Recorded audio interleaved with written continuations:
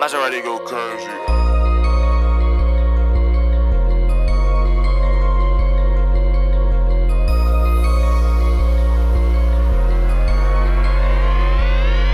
I gotta grind till there's nothing left. Every day I'ma make it, gotta give it my best. Feel like I'm running out of time now, a nigga stress. So I stack every dollar, gotta double the check.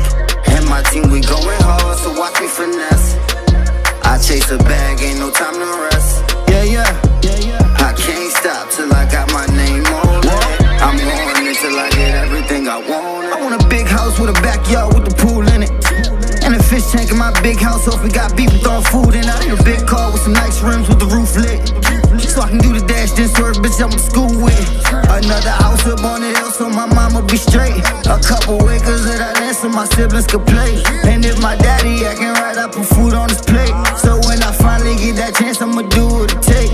I want 100K on my wrist, I shine bright when the lights low. Another 100K on my neck, VVS looking like white snow. Maybe courtside with Drake and them. 2 chains on my album, so I chase it back by any means. Hoping one of them will be the outcome, and I will. Grind to the death of me. Family, money, and loyalty be the recipe. I will do what it take to make my mama proud. On the road to them riches, and you can't stop me now. I gotta grind till there's nothing left.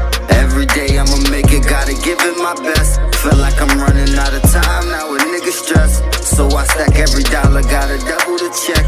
And my team, we going hard, so watch me finesse.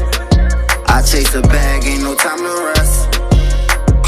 I can't stop till I got my name on it. I'm going until I get everything I want. I got big dreams like Martin Luther and Malcolm X. If I had 1 million men just to walk with me, I could worry less. If they gave a couple of my niggas To make it relatable and let's change Going is to give you inspiration. get inspired. Tune in to Hop the Series Wednesdays at 8 p.m. Good evening. Good evening. Welcome to this week's edition of Uphill Battle. We are at the dawn of America's 250 birthday of this country. And another dawn is arise. A true blue, it seems like a revolution is going on. And we're going to get into it. We're going to get into it and talk about how the revolution is being televised worldwide. And it's democratic socialism. What's up, son? Same old, same old. You know, and it's funny because we were talking about that. We were talking about it the other day, and then you know, on Sunday, and then 2 days later, here it is. You know, with another socialist. You know, so awesome. We also want to touch on something else happened. We're going over Tuesday's primaries, focusing in Colorado, but also Tuesday also marked the end of the Supreme Court docket. Is usually you get a bombardment of different rulings on June 30th. I say they do it and they hold it to the end so they can skirt away and disappear for the summer and I have to answer for it, good, bad, or indifferent. I mean, according to how, because when rulings come down, there's always people that's for or against the rulings, but they usually release the most controversial rulings are at the end of the docket, which was that's why when Calais was released, it was very shocking because everyone thought Calais would be released at the end of the docket on June 30th, but as we know now that they have been releasing rulings based on ideology, so they give time for legislators to actually act on it. And it would have been too late. But let's get into Yeah. it. Where you want to start, son? Let's go with it. Yeah, let's start with the primaries from Tuesday. As you just mentioned, over in Colorado, there were a lot of interesting primaries. We alluded to it already, but and one of the House races, as we mentioned, another socialist. Here we go. And so this time in the Denver area, it was Malat Quiros, who is a political novice. This is the first time she's running for office. New to politics. She unseated a fifth, or she will be unseating a 15-term incumbent, and Diane DeGette. Again, so 15 terms, that's 2 years every term. That's 30 years. So 3 decades of the same representation in this district. And this newcomer just came in and just completely just took over. So Kiro, she's a former New York City lawyer who got fired from her job after she condemned and responded to law firms like the one that she was working for, who sent a letter to law school deans around the country urging them to do more to stop what they saw as anti-Semitism that was rising on their campuses during protests against Israel's war in Gaza. And Kiros, she again condemned this letter and called out these law firms for conflating criticisms of the Israeli government with anti-Semitism, which just cheapens the argument in the conversation. And she was fired over this, so she lost her job. She was forced to move back home to Colorado, where her family had settled in after coming from Ethiopia when she was younger, and a bunch of lawyers who felt the exact same way that she did in response to those law firms coming out and saying that reached out to her and say, hey, like, yeah, like we agree with you 1,000%. We agree with that, but we just didn't want to speak out against it because we didn't want to lose our jobs, and more importantly, we didn't want to lose our health care. So, which one of the many things that comes with the coupling of employment and health insurance in this country, but another issue for another day.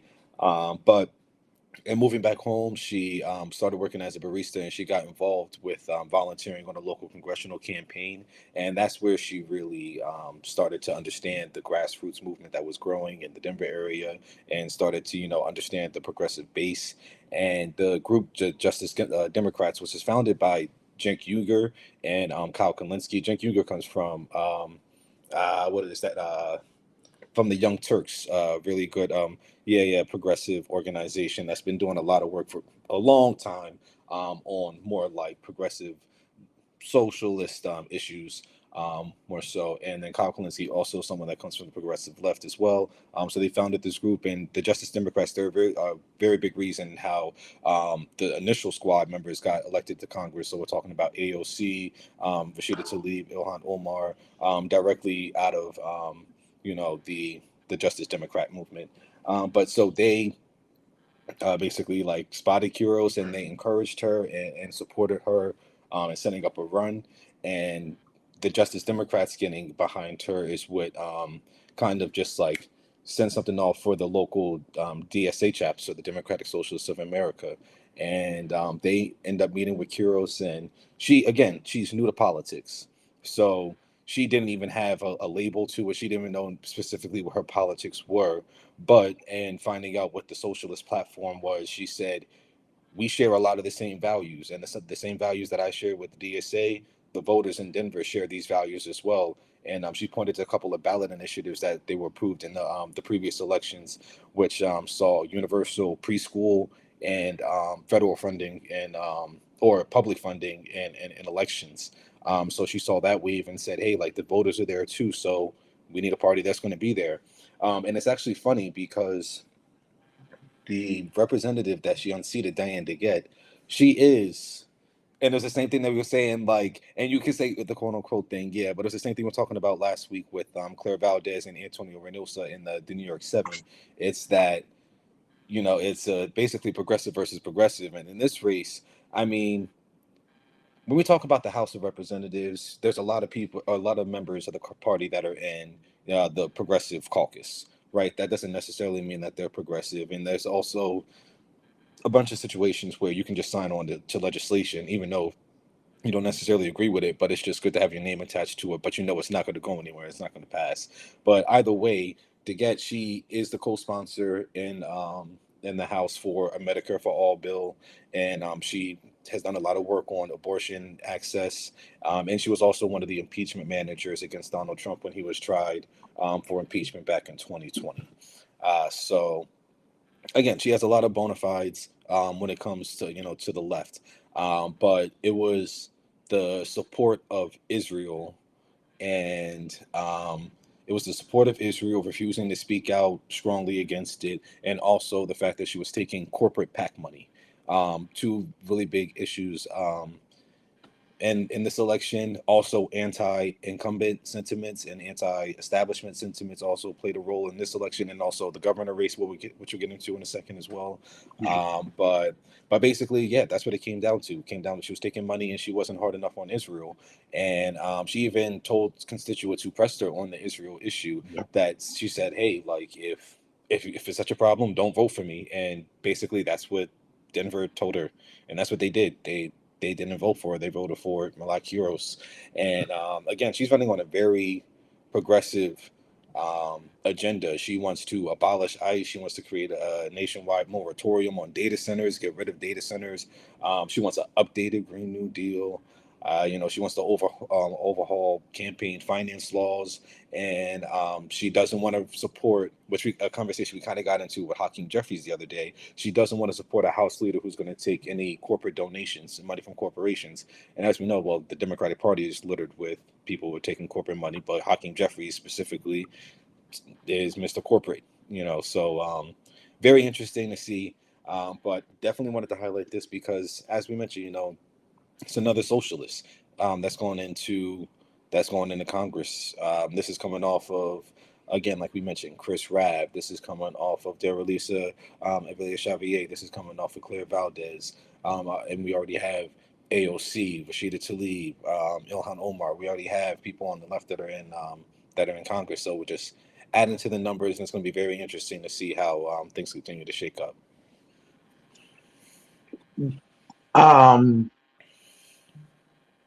Justice Democrat. Kyle. What's it? Kyle Kulinski. I have been following him lately, and actually he has a Secular Talk podcast where it's though he doesn't take any corporate money, is completely independent, and he spoke about when forming the Justice Democrats, it may have just been a few years too early, came to it too early, but now is actually coming to fruition. What people, to add on to your point, DeGette is a corporate dem. She has been in power for 30 years. She took over for another Democrat in the district, Schroeder, who was reigned for 30 years. The interesting thing when you talk about Kuros coming in and she was a newcomer,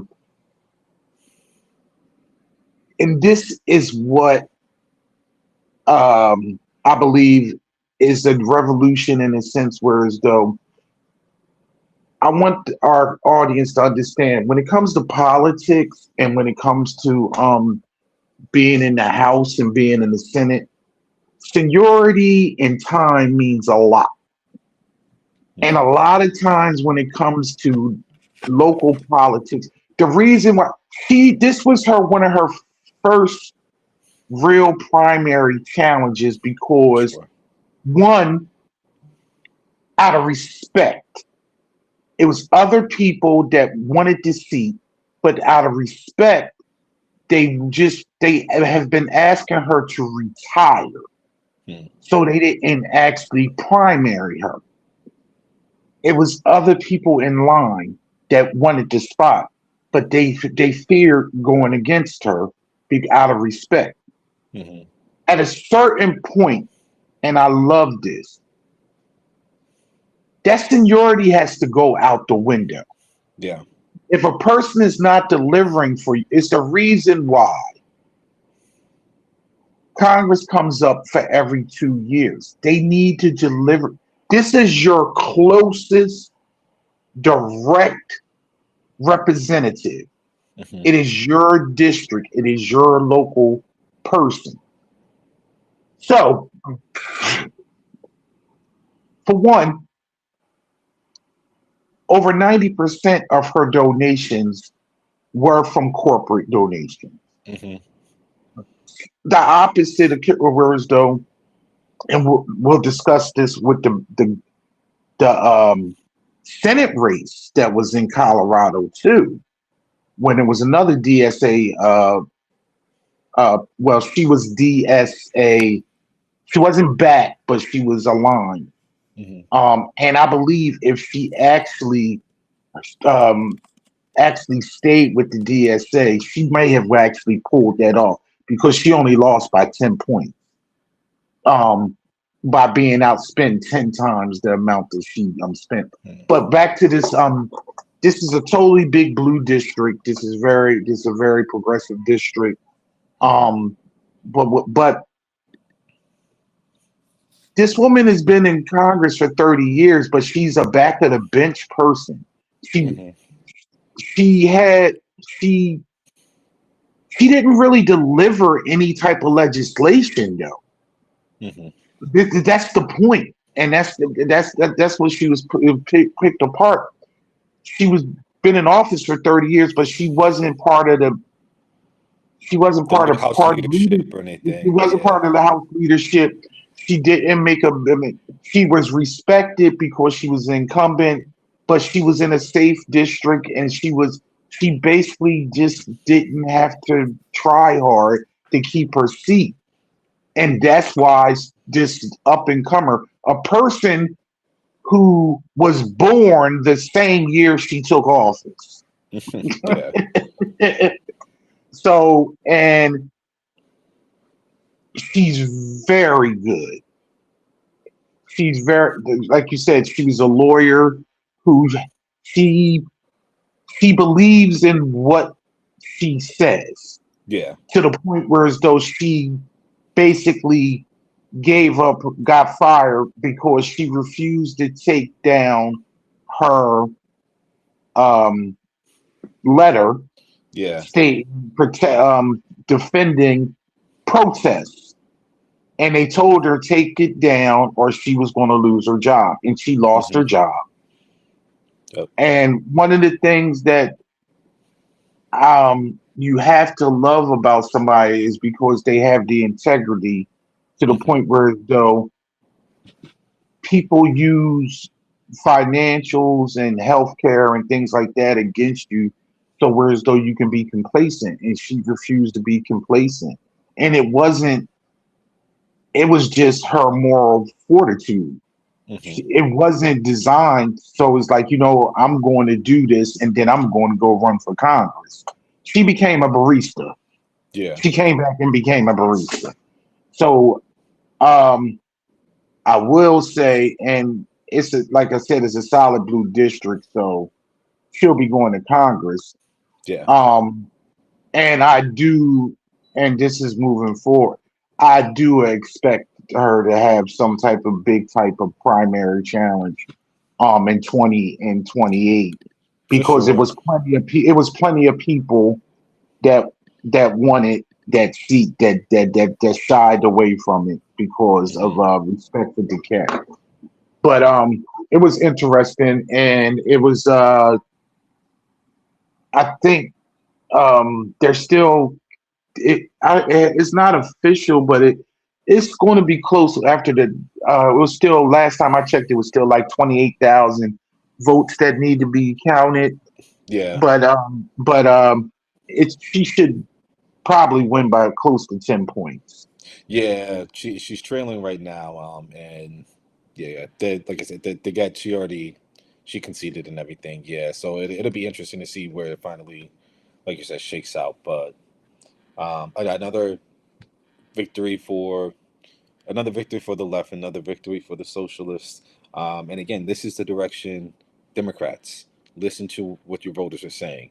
This is the direction they're saying we need to be taking the party in. And again, these are happening in, like, Colorado is a blue state. Very blue.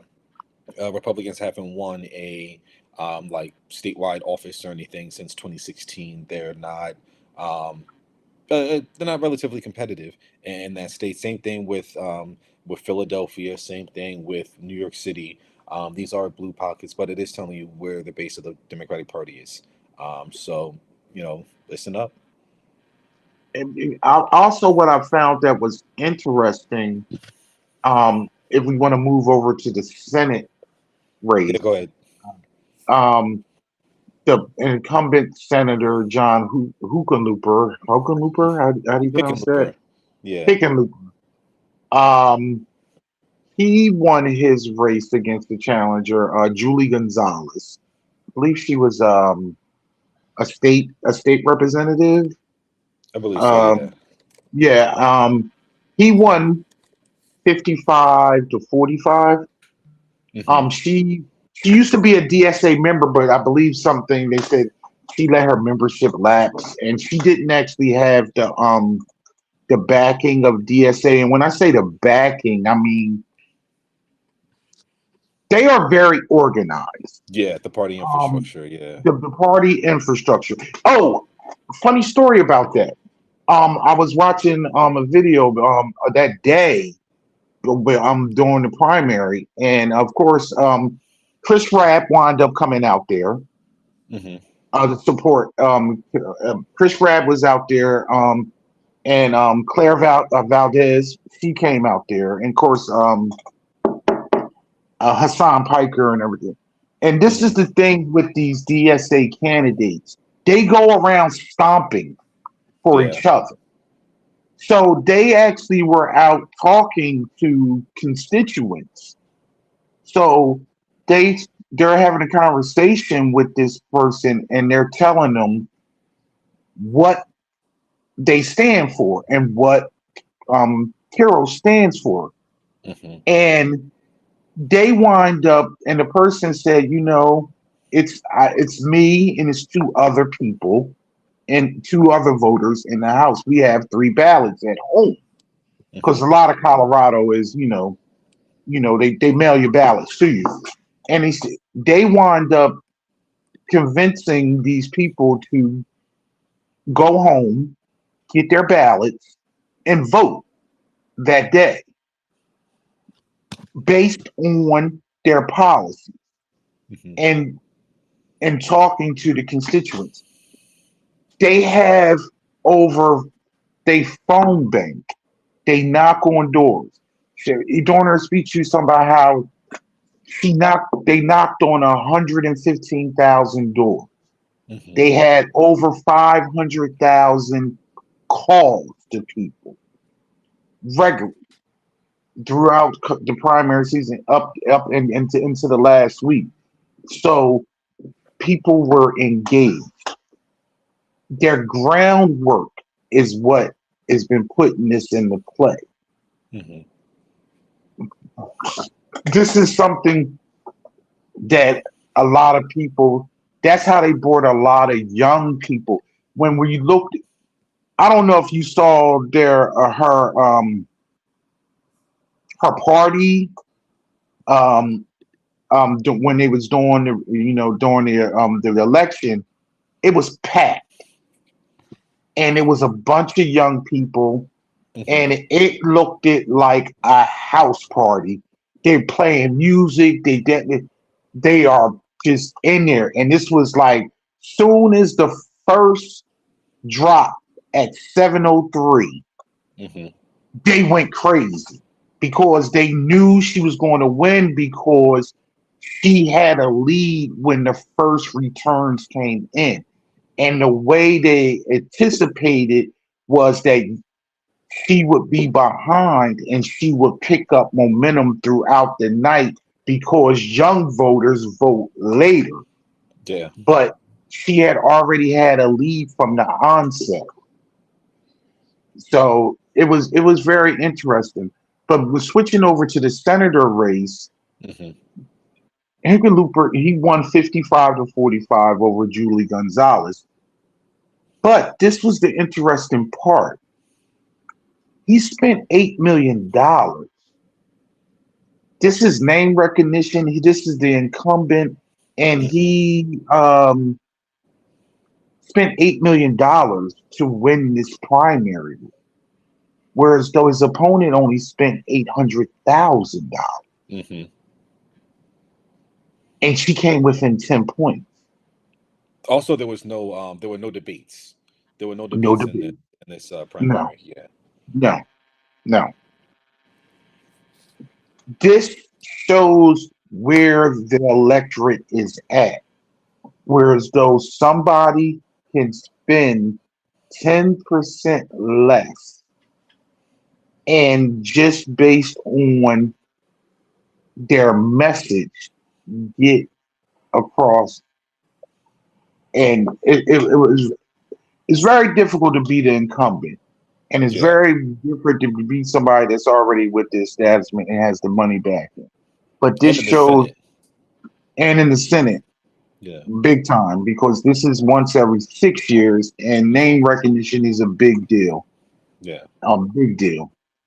But it was a big surprise in the governor's race in Colorado.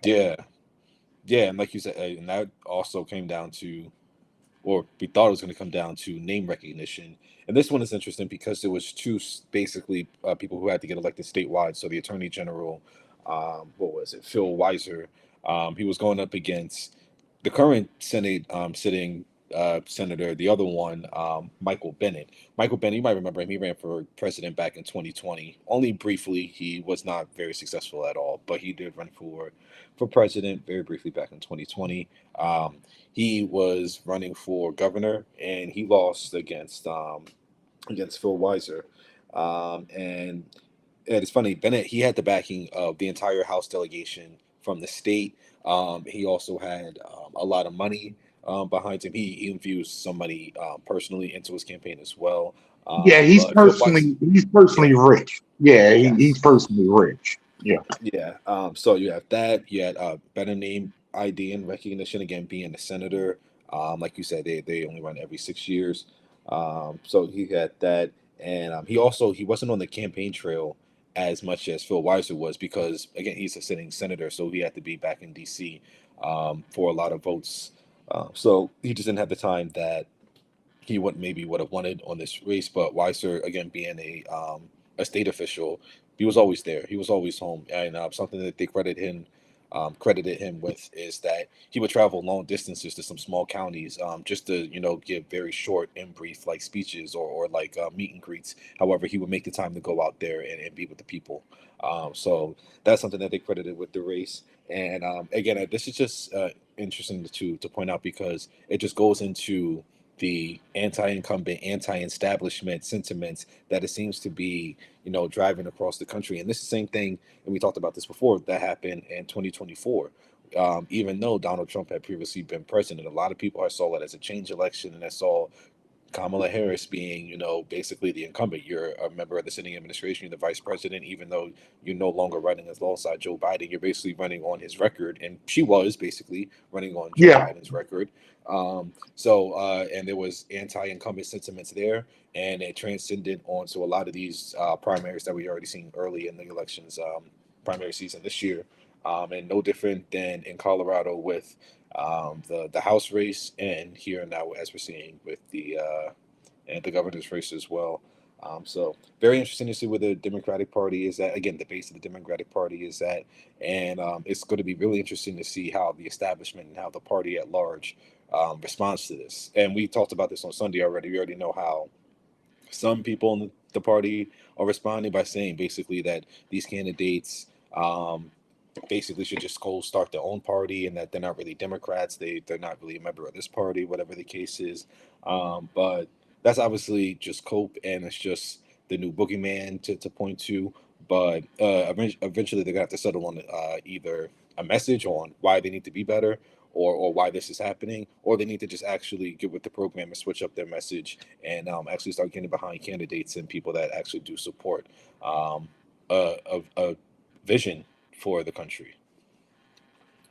This is what I have been talking about to you and just my belief system. And if I'm being proven correctly, it's already come out that Kamala Harris Kamala Harris and Gavin Newsom yeah, have reached out to Zohran Mamdani and who have reached out to other progressive candidates, have reached out to pro-Palestine leaders because they're gearing up for 28. mm-hmm.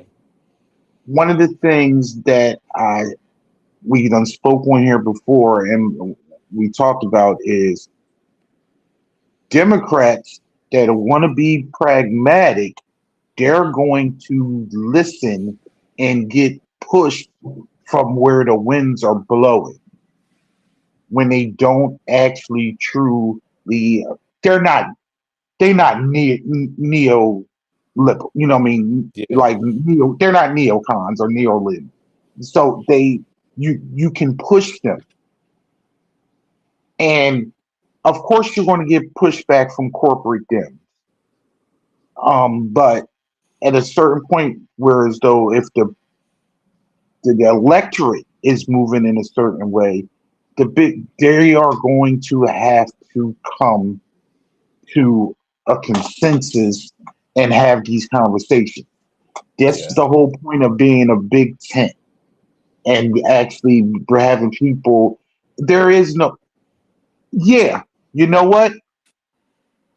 I would love for it to have to expand the party and have be like in a parliamentary way, like they do in the UK. But that's not now. Mm-hmm. And it's not in the near future. That's one of the DSA's actually tenements about expanding the House of Representatives and expanding the parties.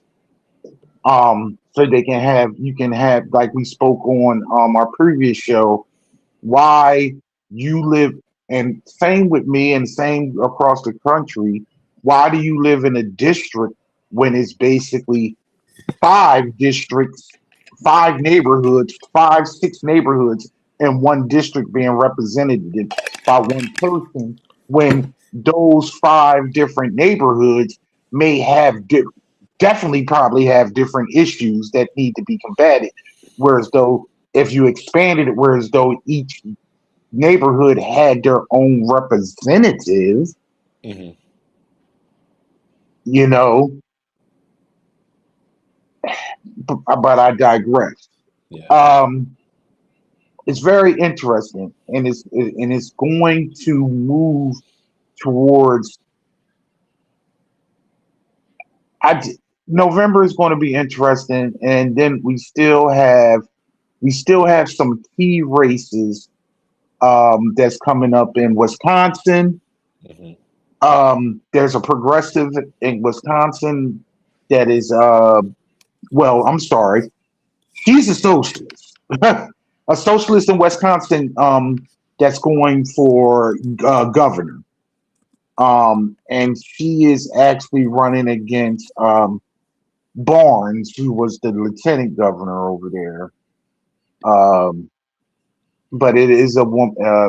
That's going to be, I believe that's in August, and we still have Michigan with Abdul Saeed, mm-hmm. who this week it was so funny. I don't know if you saw the video, whereas though he was talking about how he was talking to constituents, and somebody walked up and told him that he didn't like him. Mm-hmm. And he said, I'm sorry. Like, but he's like, I don't like you, but I'm going to vote for you. And he said, okay. He said, why are you going to vote for me? No, he said, why don't you like me? He said, because you're Muslim.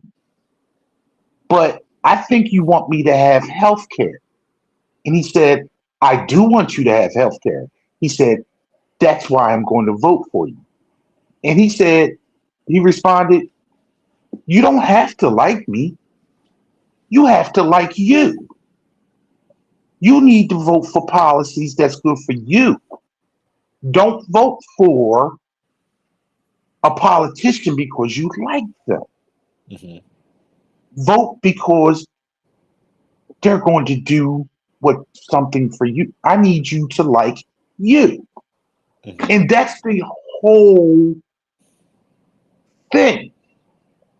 You take away the term Democrat, Republican, moderate, conservative, liberal, progressive, social. What are your policies?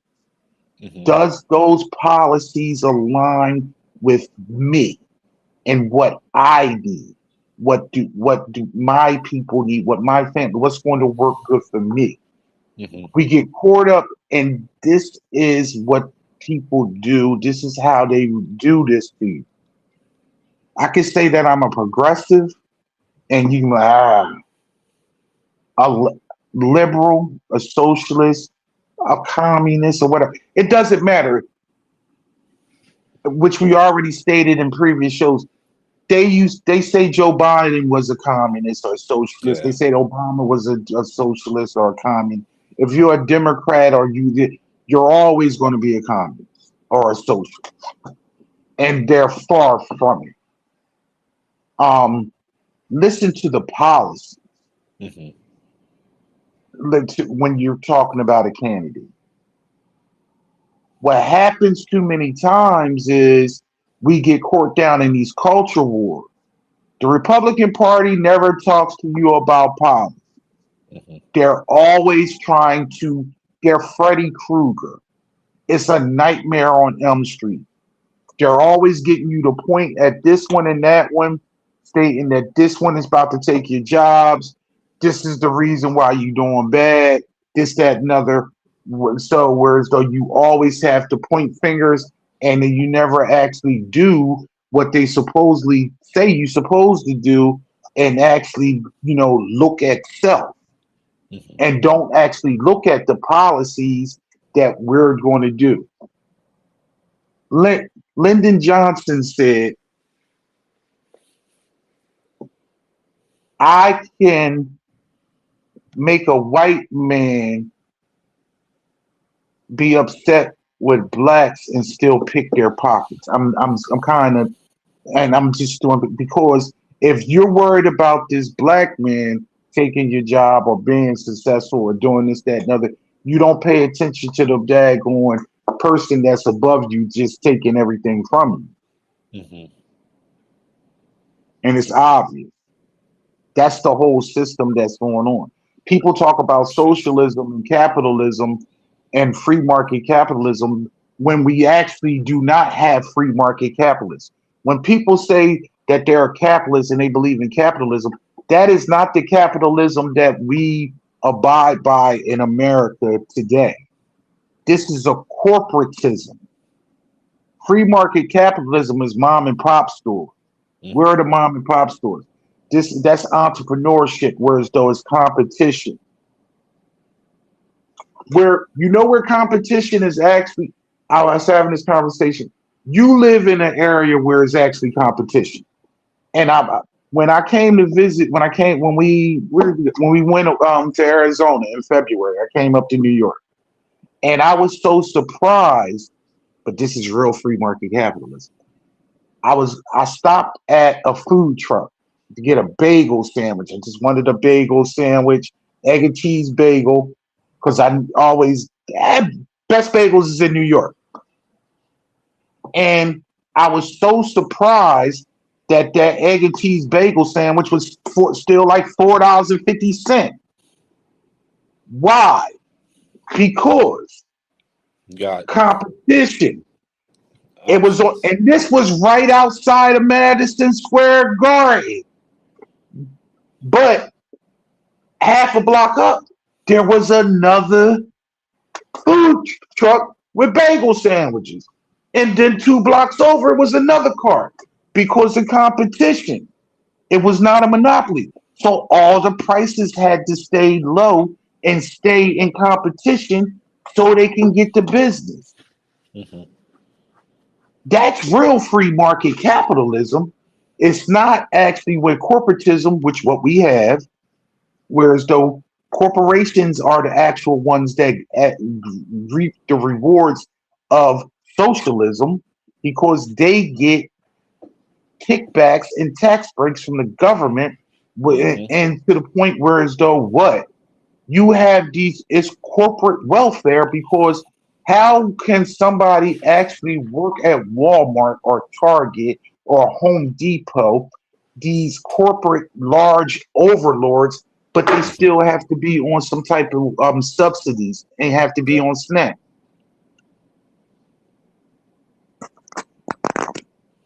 These are all Crazy. these are yeah, but I'm saying this.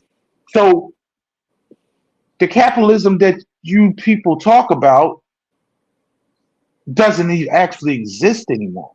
It Hmm. hasn't existed in over 45. It hasn't existed since deregulation and since Ronald Yeah. Reagan.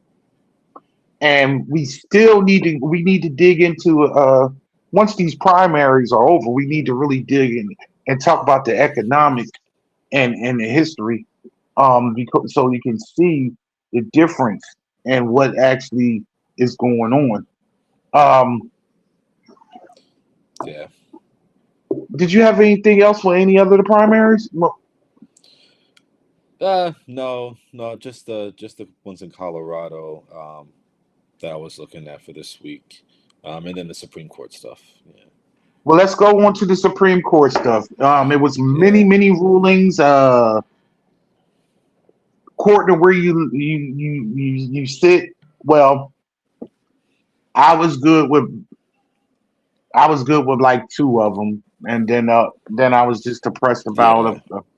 a, The other one. Yeah. the other ones, the other few. But let's go over them. Yeah.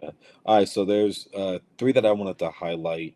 I'll get to the one that the first one I'll cover, not related to the first two or the other two, but just to set it up. The Supreme Court in their final day of the year, they really dealt a blow to two major portions of Donald Trump's agenda when it comes to one, his grievances with voting and election infrastructure in the country, and also when it comes to immigration. A really big blow. And again, the Supreme Court currently has a 6-3 majority um, that favors the conservatives. So for them to rebuke Donald Trump and on some of his larger um, issues and priorities, it is no small feat. So definitely wanted to highlight those two. But um, one of the things that they ended up passing yesterday, I'm sorry, on Tuesday on the last day for the year, um, was a 6-3 decision that dealt with transgender athletes participating in sports. And as I mentioned, it's a 6-3 decision. The court upheld laws in Idaho and West Virginia that ban transgender athletes from participating in girls' sports, and they determined that Title IX, the Title IX law that was passed in 1972, which sought to end discrimination based on sex in sports and programs that receive federal funds. They saw that they intended for girls and boys sports to be separate and for that to be based on biological sex and not on gender identity. In states where you had trans athletes participating, they basically ruled that no, you actually can't because it discriminates against women, and that is ultimately what the Trump administration was hoping for. So that specific one was a win for the Trump administration and for the right and the conservative movement as it currently constructed.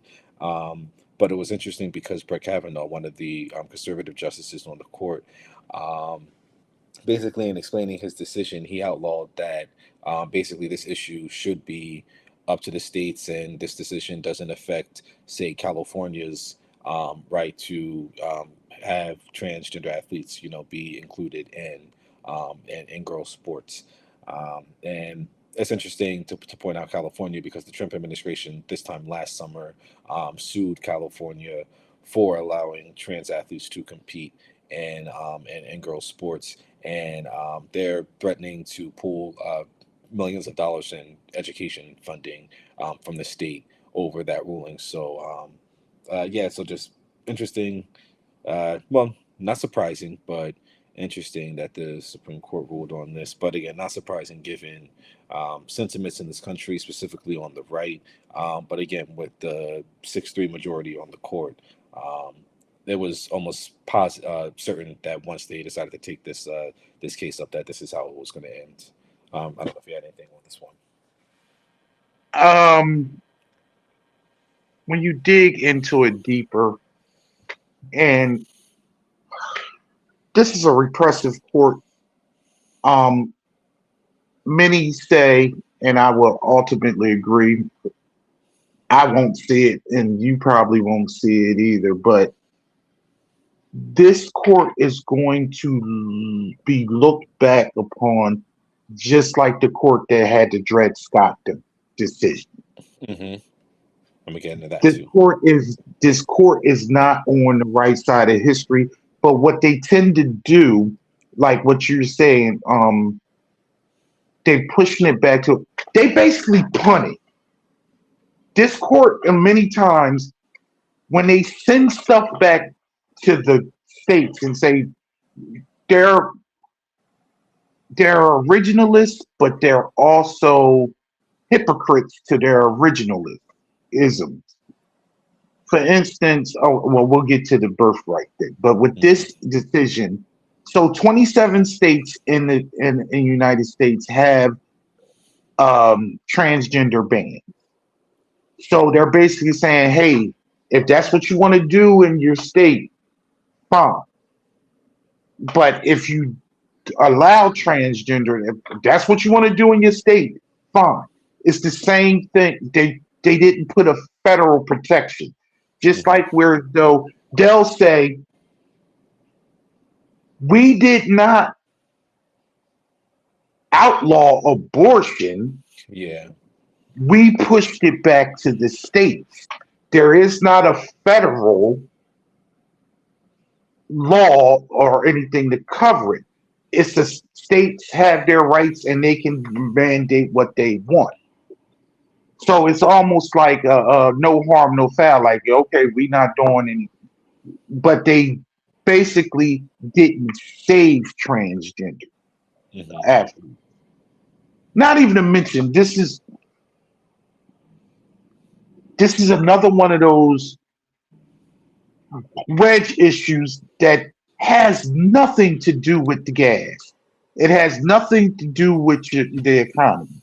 Yeah. In the NCAA, there are a total of 10 transgender athletes out of 500,000. Why are we talking about this? Mm-hmm. And it's one of the biggest culture issues for some reason. Because they're picking your pocket and you're worrying about things that has nothing to do with you and your family. No matter what, at the end of the day, human beings are human beings. And they make it seem like they're protecting women when they don't even want women to vote. They don't want women to have any type of bodily autonomy. They talk about they love children, but they don't want to actually. They talk about loving children when they're taking away food for children and they're reducing WIC. Look this up. They are reducing WIC. They have taken billions of dollars out of Medicaid and billions of dollars out of SNAP benefits. And trust me, people that are on SNAP need it. But yeah. I digress. But I was totally upset about it. I saw that coming, and it's an issue that should not be an issue that's being pushed, because they just are trying to make another marginalized Yep. class, and just it's one of those things where as though you can beat down on people Yeah. that are marginalized and hide the fact that they're picking your pocket. Yeah. Like you said, they need a boogeyman, and right now the LGBTQ are they're the boogeyman, along with obviously immigrants, which comes to the The next executive TPS, order. Yeah, yeah, um, ruling. So the Supreme Court also ruled on birthright citizenship. This one is really big because this is something that Donald Trump was. This is a project he's very passionate about.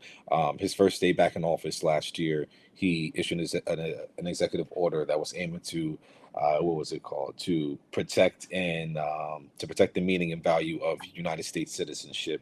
And basically, he argued that the 14th Amendment does not should not be interpreted to say that anyone born in the United States should instantly become a citizen. Um, and it, honestly, like you said, the Supreme Court, this current iteration, they're very hypocritical between being originalists or just um, interpreting it how they seem fit, and that it's a living being document that changes with the time. Yeah, yeah, pragmatic, yeah, yeah, yeah. and Hmm. so I'm actually surprised that all the justices didn't concur with this one, but this It's was a crazy. six. Yeah, but this was a 6-3 decision in the opposite direction. So three No, it of the wasn't. conservative judges buked Trump, and then sided with the liberal justices, basically just affirming that the 14th Amendment does state that anyone who is like literally it says all persons born or naturalized in the United States and subject to the jurisdiction thereof are citizens of the United States of the state where they reside. So if you're born here, you're a citizen. It says it in plain writing. And like I said, the Trump administration, many on the right, they're trying to argue that, well, no, that was only supposed to apply to slaves during the time. Because as you mentioned, the 14th Amendment was, it overturned the Dred Scott decision that deemed that black people weren't citizens, basically. That black people, they were not citizens. You cannot become a citizen. So the Trump administration is saying this is not we talk what they call it is birth tourism, or they try to call them Anchor anchor babies, babies, anchor or baby. anchor, and they're saying it's a problem where you have people that come here and then when they're close to being pregnant and then they give birth here, so that now boom, because this child is a citizen, your parents got to the parents got to stay, the family has to stay, because now this is a U.S. baby, this is a citizen. So again, Trump was trying to overturn this. He even went in person to the Supreme Court back in April to listen to oral arguments in the hearing on this. So again, this is a project that he is very important to him, and him and Stephen Miller's goal and policy when it comes to immigration. So for the conservative Supreme Court to kind of buck him on this, specifically the justices that did it was Chief Justice Roberts, which depending on the issue he will kind of flip floppy, but again in the role as Chief Justice he kind of tries to keep basically the court from getting packed and tries to keep the legitimacy of the court by doing this. But he sided with the liberal justices, and the really interesting ones were Amy Coney Barrett, or maybe not considering their track record honestly. However, Barrett on is this a Amy Coney, he's an yeah, originalist. She's a federalist. yeah, The TPS part is what yeah, surprised me with her, and we'll talk about that. But with that, I'm going to add on to that. It's interesting because Clarence Thomas wrote the dissent. hmm Clarence Thomas is a man of few words, very few words. Clarence Thomas is famous for not actually cross examining or asking questions during oral arguments. This man wrote a 91-page dissent on this, and he hit all the key points of being a man who his whole career has been colorblind. He never brings color and race into his decision. He is a colorblind black man. He used race in his dissent by saying, using the conservative talking points of the 14th Amendment was based on slave children, giving them citizenship. It didn't have anything to do with anyone else. That was his interpretation, even though the people that made the amendment is reason why the 14th Amendment came right after the 13th Amendment, because blacks were still not looked as citizens. But when they made the 14th Amendment, and you can read it, anybody can go read it, they never spoke of race because they knew they guarded against the fact that somehow in the future somebody may pinpoint that it was specific, even though at the time it was to give citizenship to these freed slaves. They knew it's supposed, the way that it was determined, period, was anyone born here is automatically a citizen. They specifically did not put in the part of being a Negro, a black man, a free slave.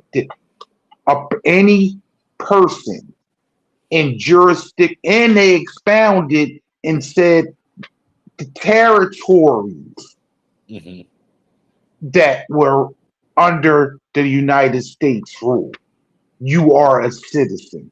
That is why Ted Cruz, who was born where? In Canada, was able to run for president because he was a U.S. citizen, because both of his parents were citizens, and I believe he was born on like a base or something. Yeah. The same thing when John McCain. John McCain was born in Panama, but he was born on an army base.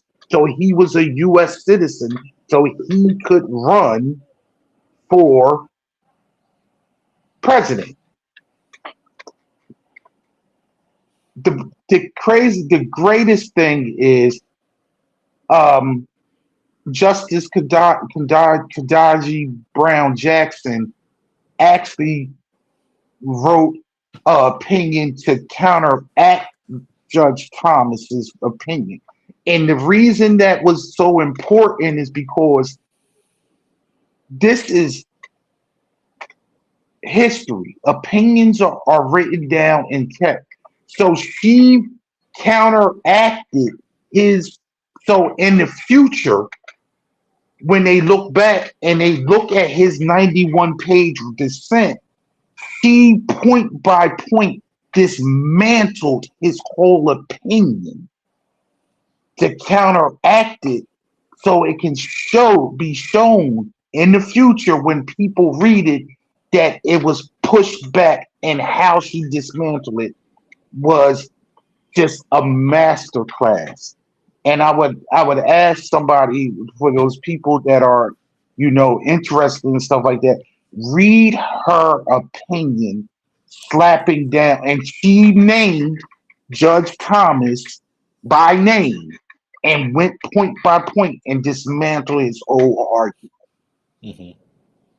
And it was just excellent. But move on. What's the third one you wanted to hit on? And then the other one that's a major rebuke to Trump is they were hearing a case on mail-in balloting.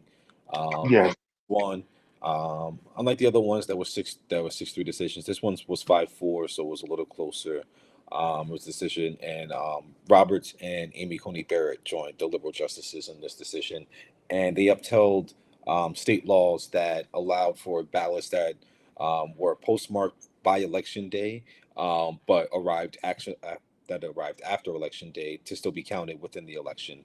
So basically, states like California, where they, like you said, a lot of people they receive mail-in balloting. Colorado, Oregon, other states where you receive a mail-in ballot, you 100%. can as long as you return the ballot and it's postmarked by election day, so you sent it back by election day, even if they get it on, so if election day is November 3rd, even if they get it November 10th, they still have to count that vote. And mail-in balloting is part of the reason why the California election, primary election results, and just elections in general in California take so long to figure out who won, because not only do you have the the election day votes that you need to tabulate, but then you also need to wait for all of the mail-in ballots to come in and to count those as well. So Donald Trump and the Republican Party, they see mail-in balloting and this long process of counting votes as part of the larger scheme when it comes to voter fraud and election interference and stuff by the Democratic Party.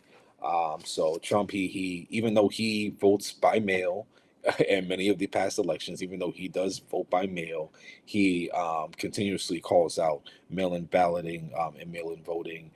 It just calls it fraud, and he's against it. But the Supreme Court, they said no, dude, it is allowed in the states where they do allow for mail-in ballots to be received and counted. They will continue to be received and counted, and the decision on the mail-in votes, the decisions on the birthright citizenship, as I mentioned, again, these were big priorities for Donald Trump. So the fact that the conservative justices that he put on, Amy Coney Barrett and Brett Kavanaugh, the fact that they would side with the liberal justices and go against what he's trying to go, his movement, it really has angered the base in that part of the party. There's a bunch of people that are calling Kavanaugh and specifically Amy Coney Barrett out of their names. I mean, Amy Coney Barrett, she specifically was put on the court to overturn Roe v. Wade. Basically, that's the sole reason that she's on the court. That was her role, and she did accomplish that. And we have people that are now calling her out for this birthright citizenship thing. Senator Mike Lee from Utah, he said that if a woman gives birth at the Supreme Court, is her baby now entitled to automatic status as a justice? Again, calling out her as a woman. Same thing with Nancy Mace. Nancy Mace, who was running for governor, she's currently she's a congresswoman from South Carolina. She was running for governor. Donald Trump had endorsed her primary challenger, and it just that. Who lost? Yeah, and it just she lost very badly, but she refused to admit that Donald Trump didn't endorse her. So she continuously was posting like pictures of her together, her and him together, even if they were like AI and photoshopped and everything. It was really weird. She's a weird lady. But anyway, she had said that the 14th Amendment was running for free slaves, as the line right now in the Republican Party is. It's not for birth tourism. And then she said the men who wrote it knew the difference, but apparently the female justices on the Supreme Court do not.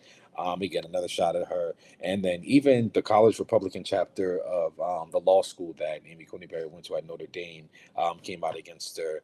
They called her an absolute disgrace, and they apologized on her behalf that she is contributing to third world migration, and also part of the ire that she's kind of facing right now from the Republican Party also comes from the fact that she has two adopted Haitian children, and obviously that doesn't play well with a lot of the base in this party. A couple people came out and said, because of her interracial family, my grandchildren aren't gonna have a country anymore.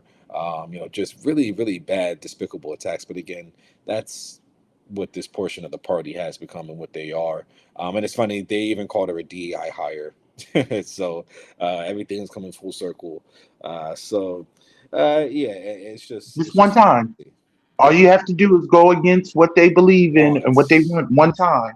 Regardless. And the crazy thing about that is, but she voted to let the TPS protections for the 350,000 Haitians go away, Mm-hmm. even though she has two adopted Adopted Haitian kids. Yep. children.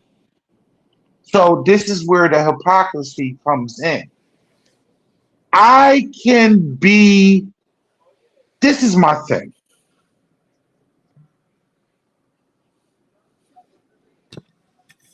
With the birthright citizenship, everybody thought it would be a 9081, maybe 72, because people know how to read. Mm-hmm. And point, if you are a federalist or a originalist and you interpret the Constitution without any pragmatism, you just take the text for you interpret it the way the text is written. There's no way you can go and say that this is not what it meant. Yeah. But of course, we assume Thomas or Alito or Gorsuch, one or two of them would go against the buck just so they can write a big dissent and this, that, and other. Because a lot of times,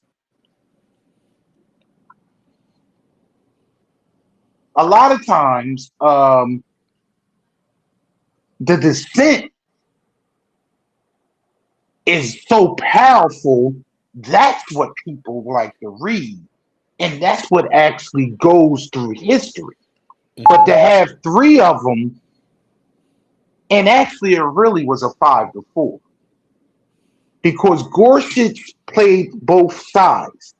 He voted against, this is the thing, and this is how Gorsuch is not getting killed. He voted that the executive order was illegal and it was wrong. But he concurred with the fact that the other portion, whereas though the 14th Amendment was for slaves, he played both sides. Mm-hmm. So it really was a 5-4, 6-3 against the executive order, but 5-4 when he does agree that it was for everybody born here shouldn't be a citizen. Mm-hmm. So I don't know how he split the baby, but that's how he did it. The crazy thing is, as many times the only way this can change is by amendment. And the craziest thing is what they're doing. Somebody already introduced legislation. This is what these crazy wacko fucking people. They're talking about banning women that are pregnant from coming into the country. And they're trying to pass that law. Yo, they're crazy. Yeah. And they're talking about trying to have an amendment, which it's impossible. In order to have an amendment, you actually have to have 2/3 of Congress, the House and the Senate vote for it, and then 38 states have to ratify it. Mm-hmm.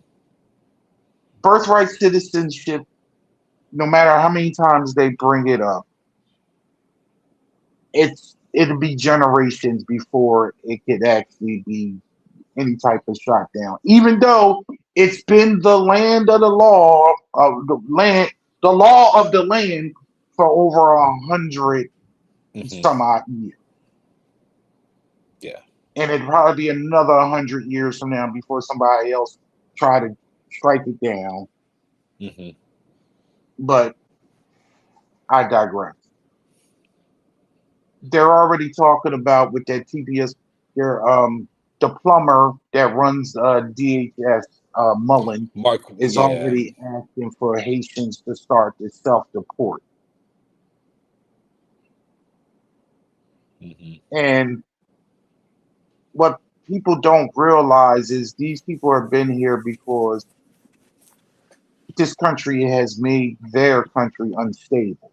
Mm-hmm. It's because the policies of this country and the fact that, for one, Haiti, and we need to do a real deep dive in the fact that how much Haiti has actually,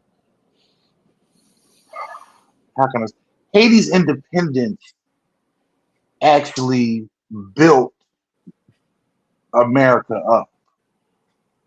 The Louisiana Purchase, it was all based on the fact that Haiti, the Haitian Revolution, and because of economic policies over since they got their independence, has made them and put them in a bad place. And not even to mention how many several times when their democratic leaders started to actually go in a positive way, that the United States have coups and overthrows in the country to keep them subservient and keep them in a bad way. But that's a whole nother show. Talk about how Venezuela, Cuba, Haiti, Iran, democratic places have been the whole Iran-Contra thing.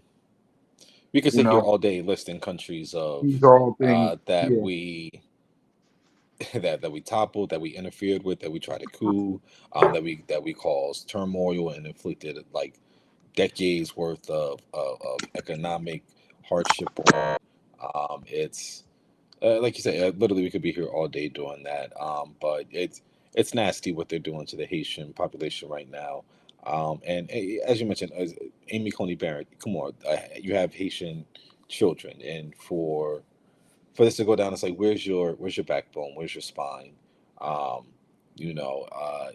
as I said, it's just a lot. The Haitian people as a whole, they've been through a lot, and not only with the assassination of their what was it, president or prime minister a couple of years ago, by forces that were basically backed and trained by the United States, of course, always.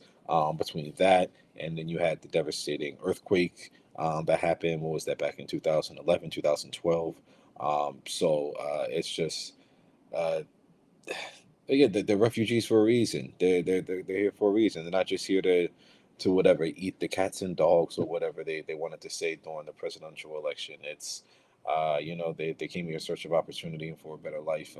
And in part, we're in part of the reason that they're unable to have that back home in Haiti. So for us to be treating them this way right now, like you said, it's just nasty. It's abysmal. But that's what this administration is. That's what the current country is, for not even better, but just for worse. That's worse.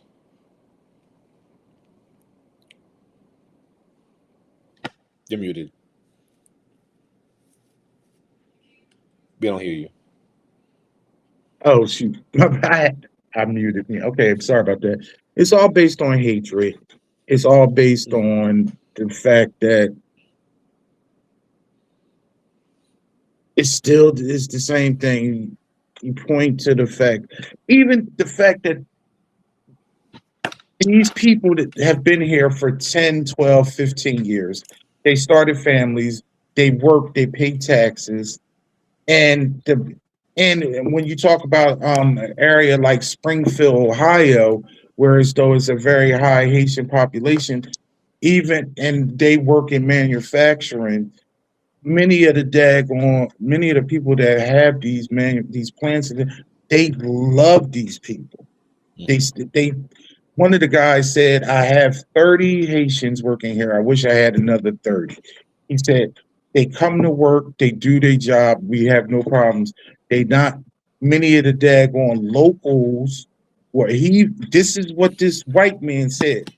They are on drugs, they late, they don't show up to work. It was a high turnover, this, that, and other. He was talking about the locals in the area. Not even to mention they pay their rent on time, and they even said they pay over market price for the homes that they're staying in. Mm-hmm. It's just, but that people are allowing their racism to take over their capitalism, which that's one of the things that America is good for. A lot of times they will take their racism over their capitalism. What a shame. Like you said, and to hardworking people. Yeah. And they take the issue is when if it's one person, like for instance, it was one drunk driver that hit and killed somebody. So it was all the Haitians. But we don't use that same energy when it comes to white folk. Mm-hmm. White folk, if a white person do something wrong, is an individual person. But if it's somebody from another community, it's all of them. Mm-hmm. Think about that.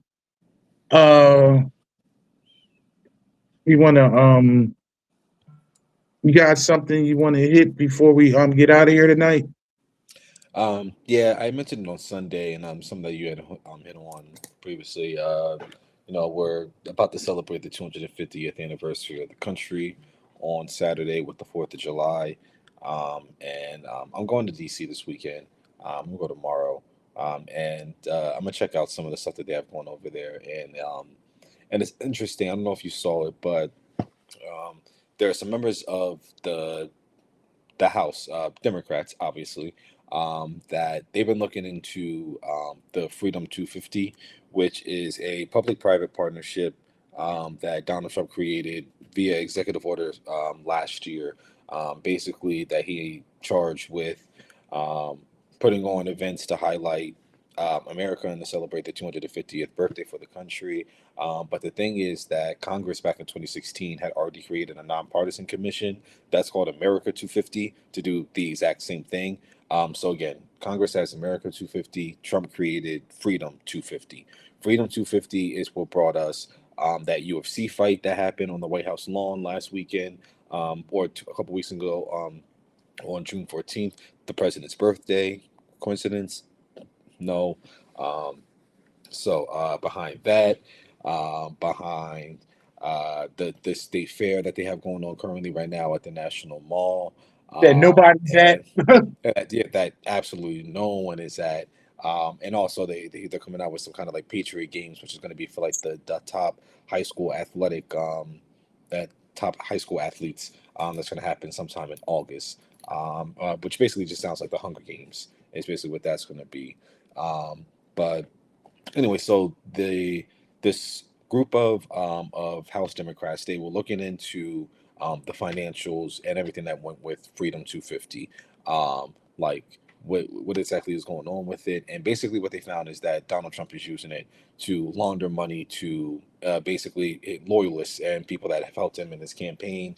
So I mean, so many different moving parts to this thing. So about $100 million was allocated from Congress that was going to go to the Interior Department, specifically to help celebrate the 250th celebration for the country. Of that $100 million, $25 million. I'm sorry.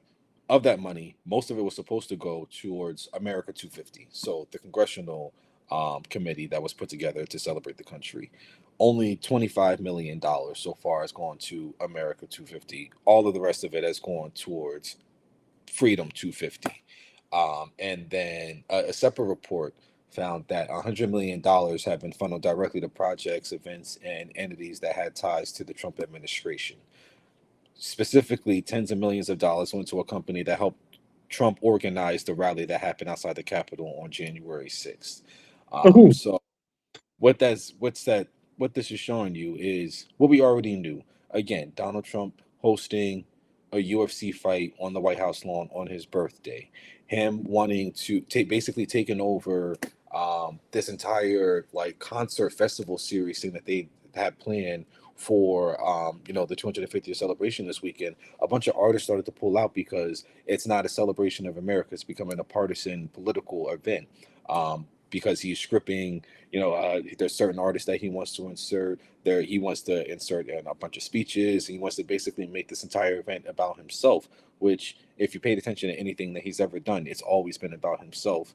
So it's no different with this. Same thing with this 200-foot arch that he's trying to get built in Washington D.C. and named after himself. It's just everything needs to always be about him, and it. This one is more so because people on the left, Democrats, even a lot of independents, we already know who this guy is. It's more so for people on the right in the Republican Party. Like, look at this. You claim you love the country. You claim you're standing up for the country. You want the country to do good. You got to see that he is in the way of this becoming a great country. And it's not the reasons that it's not a great country. It's not what he's ascribing. It's not the immigrants. It's not the Democratic Party. It's people like him who only care about themselves and money. That are standing in the way. Again, like I said, this was supposed to be a time to bring people together, to showcase and highlight all the great things that America has to offer. And instead, even if you look at the state fair that they have going on, one of the North Carolina, they had they on the first couple of days of the festival, they had Confederate flags all around their booth. That shouldn't represent America. It does, unfortunately, represent America, and North Carolina thought it was fitting to represent them. But it's just come on, stuff like that. They even have a baptism tent that apparently is there. A baptism pool. Yeah, that is apparently there year round, supposedly. But yeah, it's just stuff like this. It's no, what about the flag? Yeah, exactly. And then you have other booth that has the Israeli flag that's flying proudly. And it's what is this? I thought this was America first, but obviously it's not. It's Israel first. It's Donald Trump first. It's the Republican Party first. It's the donors first. It's everything except for America first. And on America's 250th birthday, again, here's this guy making it about himself again, as if he's not already the most powerful person in the world. He needs everyone to to hear him, to see him, to know that it's about him. And it's nasty and it's disgusting. And it's just in line with everything else that we know. We mentioned it in the show the other day, but with him putting himself on, the passports and everything now too, it's always about him, and he just needs to be remembered. And that's what I think that's what a lot of this project in the second term is about. It's not about actually getting anything accomplished, because for him, I don't think he necessarily cares what he gets accomplished. It's just that he just wants his name to be remembered.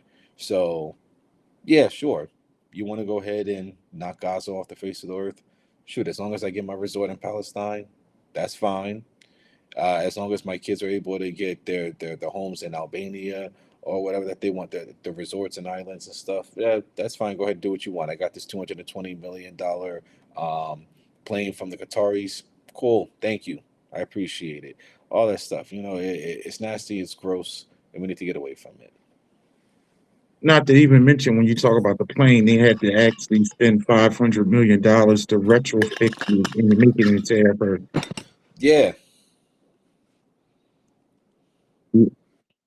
I had a video, but I'm getting a message that we can't actually run the video.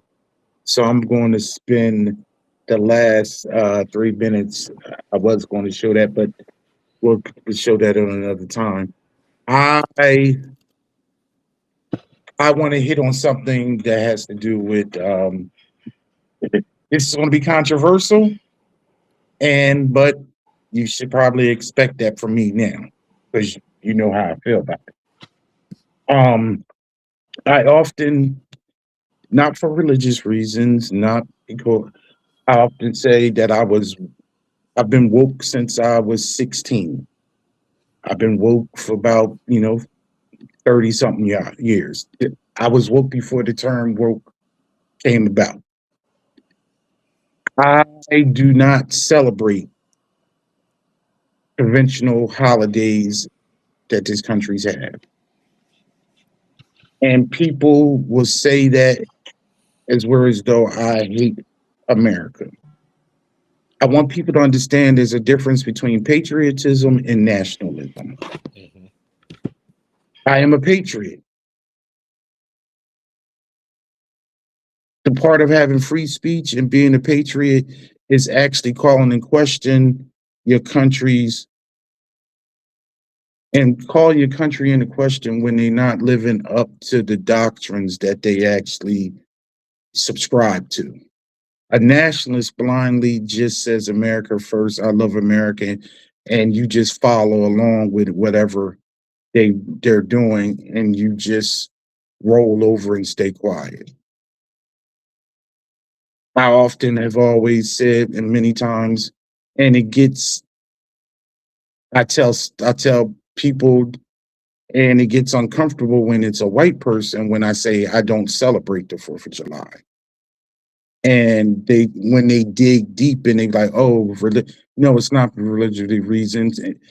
And this happened today when my son said, I'm black. My people weren't free on 4th of July. And it's not wrong because I've spouted that plenty of times. And the response of this Caucasian person was, but it's because not identifying with the facts. You can love this country and question it. People often, well, you go somewhere else. Do you want to live somewhere else? No, I want this country to be better. If you look these pagan holidays and these things that are made up, if you look back and see how they came about, they are questionable. I love Thanksgiving. I love Thanksgiving because I get to be with my family, we get food, drink, and football. And I get it, but the concept of the true Thanksgiving is a genocide. The true concept of Christmas is fake. It's not even, you talk about Santa Claus and a man from the North Pole bringing down gifts from a chimney when you live in an apartment building, and we're not actually celebrating the birth of Christ. So I take offense when somebody, especially when a Caucasian says that Juneteenth is a made-up pseudo holiday. All these holidays are made up in pseudo, and actually Juneteenth is actually celebrating something worthwhile. It's talking about a people's freedom. So, no, I don't want no cookout. No, I don't care about firecrackers and seeing fireworks and things like that. That's me. Do I shit on other people because they believe in that and they like that and that? No. But I need people to actually be more open to the fact that because you stand up and you rail against a system, or you try to actually not just conform to what the norm is, you're not anti-American. You're just anti-struggle. You're anti-hatred. Knowing your history and knowing the facts are not negatives, because there is not a perfect union. You need to strive to make it a perfect one. So being a black man in America, that flag means different to me. To me personally.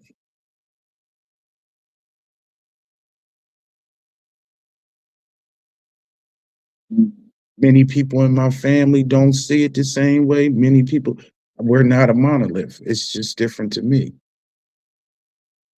So I still always go back, and I said this before on other shows before I had it, always go back to James Baldwin's quote, and I'm an American, and I love America. I love her more than any country in this world. But that gives me the right to question her because I love her so much.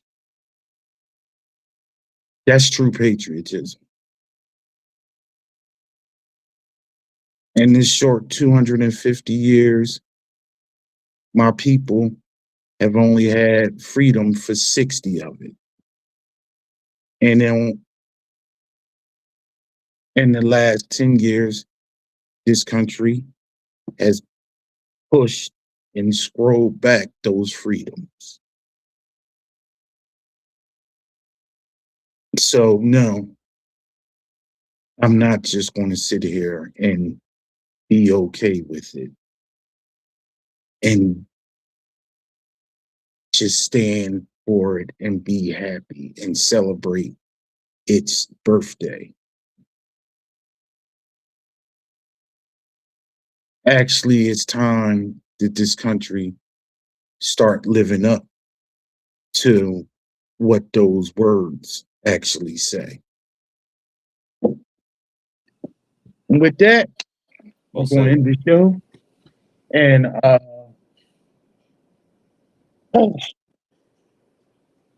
son, have a great weekend. Enjoy DC. Sure. Get some good food. And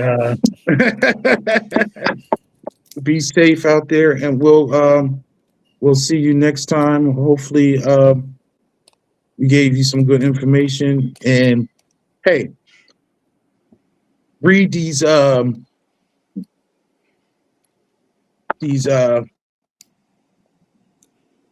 writings from the Supreme Court. Look up what the socialist platform is and see if it actually relates to you. Because a revolution is coming and it's here now. And no matter what, make sure you guys vote in your primaries and you vote in November. We're going to keep on pushing. The only way you can get out of this, well, one of the ways, voting is not everything, but it's an important thing. It's a very much important thing. And with that said, good night. Thank you. And we'll see you next time. Have a nice one. All right, son. All right. We're going to look at what we call suggestibility. The male-female dynamic. There's actually another way of thinking. Oh, wow. Thank you, brother. Yeah. Check out Beyond the Mind, produced by Peach ENT, Fridays at 8 p.m.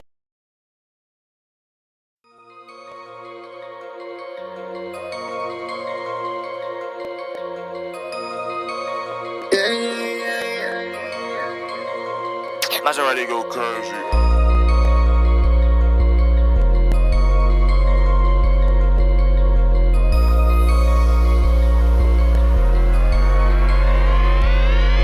I gotta grind till there's nothing left. Every day I'ma make it, gotta give it my best.